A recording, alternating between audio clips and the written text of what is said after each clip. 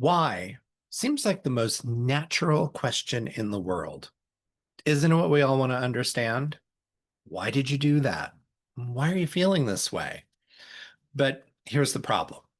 Why can actually shut people down during a conversation, and it can shut you down in your own head. So today, I'm going to show you how to break that cycle, both for yourself and in your relationships. Hi, I'm Rob Volpe, and welcome back to Reading Between the Lines. In this episode, we're exploring how one little word can bring up and stir up big problems, and that word is why.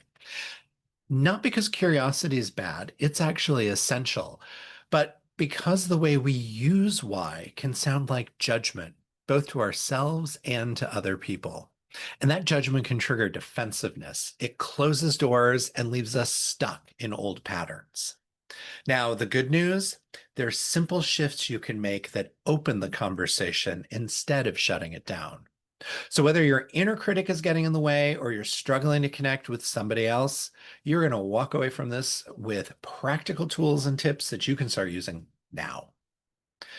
Okay, I'd like you to go back and think about when you were a kid.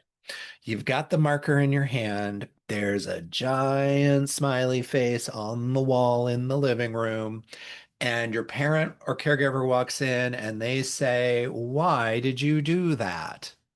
Your brain instantly scrambles. You're not thinking, how can I answer this honestly? You're thinking, oh no, I'm in trouble. How do I get out of this?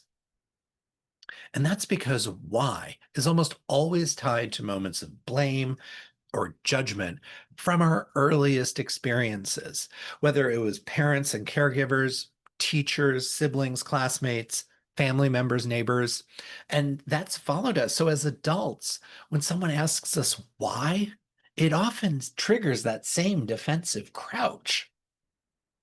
Why are you late? Why didn't you call me? Why do you think that's a good idea? Puts our guard up, we start editing ourselves, and the honest conversation is shut down. So, what can we do about that? Well, when I trained at the Riva Institute with the legendary Naomi Henderson, I was learning how to moderate, and she taught me something incredibly powerful. She taught me that you could actually still get to an insight without ever using the word why, even though why is what we were trying to understand. Instead, you simply replace the word why with who, what, where, when, or how, rephrasing the question to take the word why out, but you're still going to get at the why. For example, instead of asking, why are you late? Instead, rephrase it to, what happened on your way in today? Another example, instead of, why did you choose that option? Rephrase it to, how did you decide on that option? Notice the difference in how that subtle change signals curiosity instead of judgment. And when people don't feel judged, I've found from experience, they are going to tell you even more. They're going to be more relaxed. They will open up to you. And that's what you're looking for. You're going to get the honest truth. One of my favorite tools for practicing this, for really putting this into practice, is something that I call Whyless Wednesdays. Now, that becomes the day, Wednesday, when you ban the word why from your vocabulary. And you can do this on your own. You can bring in your family, but you can also do it with your team. And you can also even then add a fun twist to it. You want to be vulnerable and open to people calling you out and identifying when you've used the word why, but you also get to keep each other accountable. And one way to do this would be to have a little, I call it a swear jar, where you put $1 in every time somebody slips and uses the word why. When you do this, even by the end of one day, you're going to be amazed at how much more open conversations become. You're going to have so much awareness of how often you're using the word why and how important it is to take it out and what happens when you do. Plus, you're going to have a little stash of cash and you might be able to fund a small reward for the team, maybe a Starbucks run or some ice cream or some other nice treat for everybody. And so that's the external. That's where you're facing and working with other people. And what happens with our inner critic? And this is obviously where it gets personal. Someone recently came up to me after a presentation that I was giving, going through the 5 steps to empathy, and I talked about the importance of taking out the word why, and they asked about their own why problem. And it turns out that for them, the why problem wasn't about talking to other people, it was actually about how we talk to ourselves. And that's the thing that they were wrestling with. Their inner critic was using the word why with them all the time. And we all know that inner critic. It's that voice in our heads, and it's often saying things like, why did you mess up? Why were you late? Why can't you get anything right? And it keeps repeating, why did you mess up?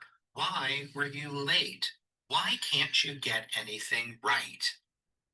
It's like an endless loop over and over again. And that's your inner critic. And it's using that same blame-based why that makes us defensive with other people. And just like in an external conversation, it's actually shutting us down. So instead, try swapping it out. Work with your inner critic to take the why out of the conversation. So instead of why did that go wrong, ask yourself, how can I make this go better next time? Or what can I do differently tomorrow? Take the word why out. It will move you from self-criticism into problem solving. And that's the place that you want to be in. So here's my challenge for you. This week, try Whyless Wednesday, both in your own conversations and also pay attention to it in your small talk, your self-talk that you're having with yourself. Notice how it changes the tone and how you end up feeling, as well as how much more people open up. You're going to find much more honest conversations with others, and you're also going to feel better toward yourself as well. So please drop me a comment, DM me, let me know what you notice. I'd love to hear your stories and talk with you more about it. And if this did get you thinking, please hit like, subscribe, share it with somebody who could use a little less why in their life. And remember, when we remove one little word, we can open big doors to understanding and empathy. Thank you so much for watching. I'm Rob Volpe, and I'll see you next time on Reading Between the Lines.